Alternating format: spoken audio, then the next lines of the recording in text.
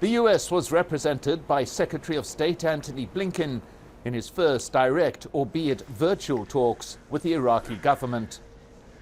Foreign Minister Fuad Hussein headed the Iraqi delegation, emphasizing the high-level nature of the discussions. And his national security advisor made clear that the US military presence in Iraq was top of the agenda. The two sides agreed that there will be no American military bases in Iraq, and therefore there will be no foreign bases. This is what was agreed upon today, at the end of the third round of the strategic dialogue. Relations between the two countries have been fraught, particularly following the US airstrike in January last year that killed top Iranian General Qasem Soleimani and an Iraqi militia leader near Baghdad airport. In the wake of the attack, Iraqi lawmakers passed a non-binding resolution on US-led coalition forces leaving the country.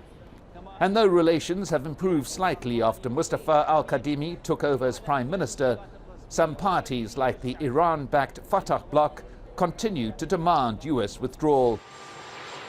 The calls further fueled after President Biden ordered an airstrike on a militia base on the Syrian side of the Iraqi border in January. US soldiers and contractors are the target of regular attacks by militia groups, and the Biden administration says it will not hesitate to respond if the Iraqi government doesn't. Despite all these factors, the US does not envisage an imminent withdrawal, a Pentagon spokesman making clear that though this is a subject of ongoing discussion, there is no timeline. The mission's still valid. The invitation by the Iraqi government is still in place, and we're continuing, as we have been, even before today's talks, to talk with the Iraqi government about what that mission and that footprint is supposed to look like. All US troops were withdrawn from Iraq by December 2011. President Obama ordered their return 3 years later to assist Iraqi forces in their battle against ISIL.